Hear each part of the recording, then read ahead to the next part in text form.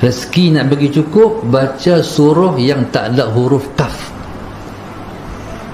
Nabi sebut laisa fihinna kafun wa fihinna kafid.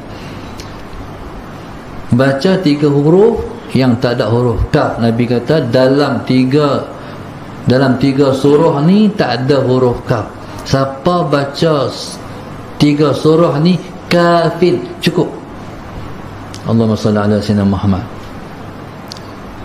Surah apa? Wal asri, li ila fi Quraisy, dengan qul a'udzu birabbil falaq. Baca ni sehari semalam sekali ya, serba sekali, insya-Allah cukup biiznillah. Bahasa kita orang Pening, orang Kedah ni sengkek. Kalau siapa-siapa baca surah ni dia tak tempuh dah sengkek, cukup insya-Allah.